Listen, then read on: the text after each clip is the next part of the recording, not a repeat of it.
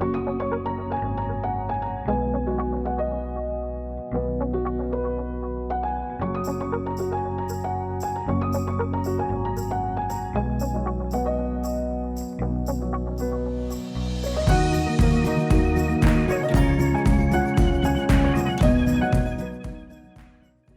everyone and welcome to another online classroom.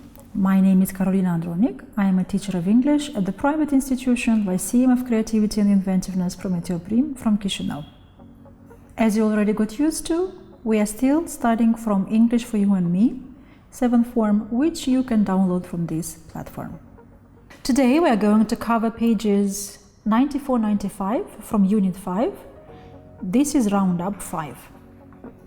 In this video, we are going to read a text and arrange the fragments in order, give the names of the chess pieces in your native language. I say in your native language because this online project is for our multinational country. Brainstorm ways of solving problems of the people with special needs, and revise grammar tackled in the whole unit. Let's begin with the beginning. Have a look at this screen. The first thing I want us to do is read the text. Before we can do this, we need to arrange the fragments in logical order first. Take a look and scan the text. How many paragraphs can you identify? Now, exercise A we are going to do together, but B you are going to do it on your own. In order to identify the answers quicker, we need to answer several questions that you are going to see on the margins. Who, what, when, and why. These questions will help you scan faster the text that you are about to read. Let's check together. Who? And the second paragraph, which is the first one, says that Yuri Kanashin is a well-known sculptor in Moldova. He has created a lot of remarkable monuments in Chisinau. Among them is Requiem Dragostei, that is dedicated to famous and dear to us all Doina and Ion Alte Teodorovici, who died tragically in 1992. Another question we had was when, and this is paragraph 2. At the university, he thought of becoming an artist, but then made a self-discovery which showed him a real way to art, his art for life. He became a sculptor who lives and creates for people.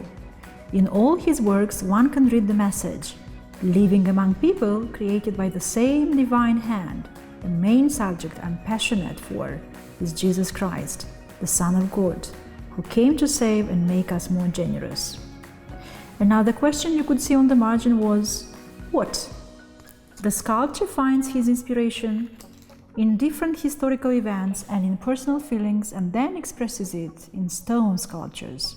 We can firmly state he has brought history to art.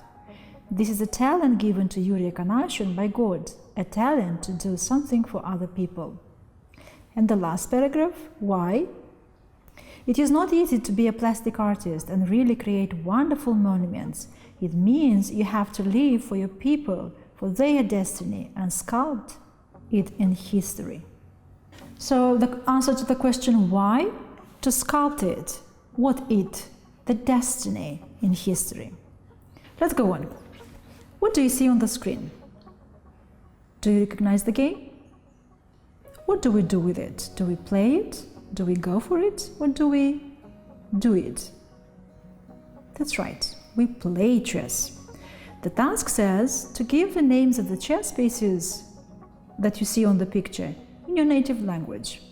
If you remember the beginning of the lesson, we said that Moldova is a multinational country. Today I'm going to translate them in Romanian, but you are free to translate them in your own native language. Ready? Knight we translate in Romanian as cal. Castle or rook we translate as turn. Queen we translate as regina. Bishop we translate it as nebun. King, rege. And pawn, pion. You can pause the video and try to Google for the translations in your own native languages. Let's go on. What you see on this slide, we have some points for discussion, and we are asked to brainstorm ways of solving special needs people's problems. You can spot that there is a word crossed out. Yes, that's right. We are not supposed to call these people disabled anymore because it's offensive. Instead, we have another term, people with special needs. Remember, we studied previously that we need to be compassionate and empathetic with these people. What ways of solving problems can you identify? If I remember, previously we spoke that we can learn some Braille characters, or we can learn the sign language, and we can learn to speak with them by using sign language. I showed you last time that I love you using sign language. I want you to tell your artisanship club visitors what you do, how you make different things, and what you use when working. This is a picture taken from the textbook. You can see two pupils at the artisanship club. You do it on your own. Next activity, say and comment if it is a pleasure to hear the leaves rustling in the trees. You studied with me this word, rustling. Rustling. So imagine that it's autumn and you walk through the park, through the leaves, and the leaves are rustling. Is it pleasure to hear the leaves rustling in the trees? If you ask me, I say yes. Is it a pleasure to hear the birds singing?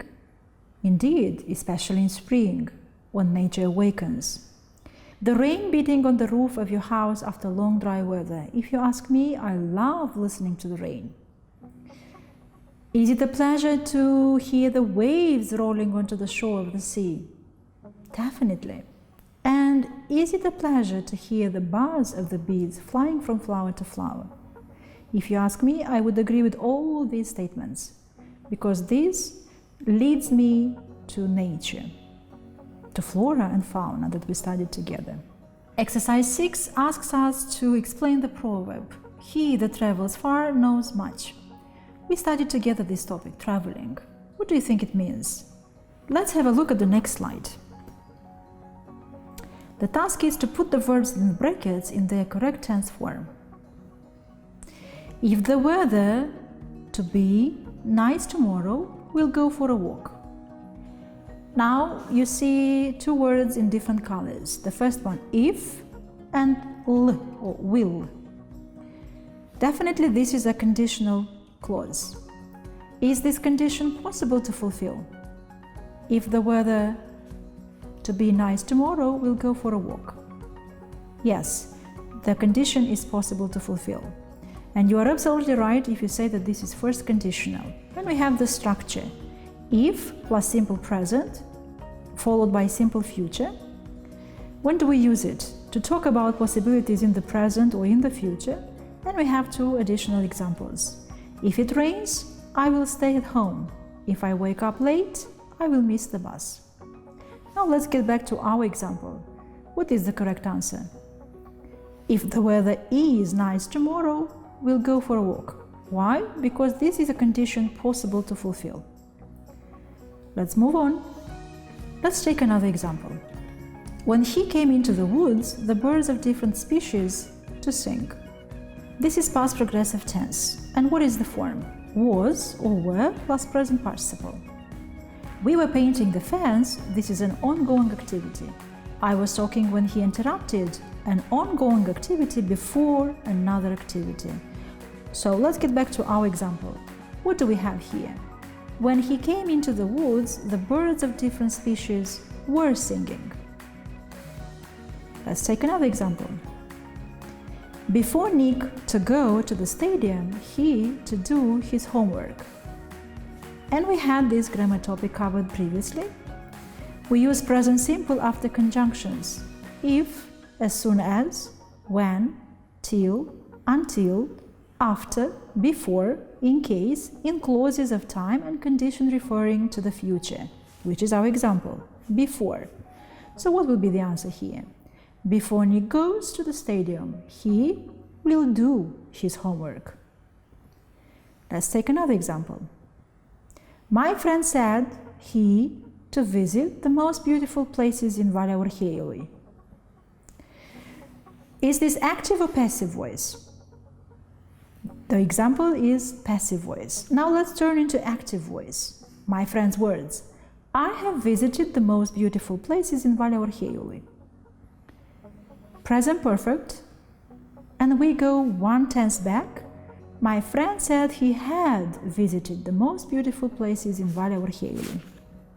In this exercise, there are some other examples which I recommend to do on your own to see how are you doing. Remember, pause the video, go back, go forward, go to the pages, grammar pages that we have studied, and see how good are you at this grammar topic. Let's continue. Another activity we are suggested to do is open the brackets using the subjunctive mood after the verbs suggest, demand, propose, recommend, insist. Subjunctive mood we studied together. Let's see how much do you remember. Pause the video and work on your own. You're back? Let's check together. The teacher of nature studies suggested that we should help people keep our parks, lakes, rivers and woods clean. My friend Sorin proposed that we should feed the starving birds in cold winter season. The government demands that the landowners should introduce less herbicides and pesticides into the soil. Mother recommended that the family should go for a picnic in the woods on the bank of the Dnistru River in Vadul Voda. The city authorities demanded that drivers should look after their cars and not pollute the air. The forester insisted that the campers should leave the picnic place clean. If you remember the rule, we said that after these verbs we use should without to. If you have the same answers, good job. Let's move on. Another activity that is suggested for us to practice is change the sentences to express unreal condition. Now, if you remember the examples from the previous slides, we had possible condition to fulfill, now conditional to unreal condition. And we have an example. If I am healthier, I'll go in for different sports. If I were healthier, I would go in for different sports. So in the first one is possible condition, if I am healthier. The second one is unreal conditional. Let's take each sentence one by one.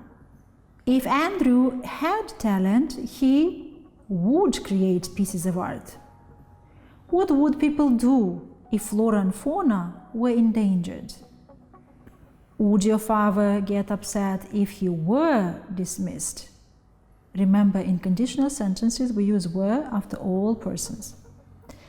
What would happen to our environment if people didn't protect it? Would you be able to talk to the deaf if you learned the sign language? And the last example, if you were not very busy, would you travel to the USA? Before we say goodbye, the traditional thing that we do, we recap everything that we have studied. Now this was roundup 5, that means we finished unit 5. Let's see how much we covered in this unit. In unit 5, roundup, we talked about destiny, brainstormed ways of solving problems of people with special needs. Remember, special needs. Read a text about a famous Moldovan sculpture, named the chess pieces in our native languages, revised grammar that we studied in this unit, and commented on some elements of life. Thank you for watching. See you next time. Stay home, stay safe. Bye-bye.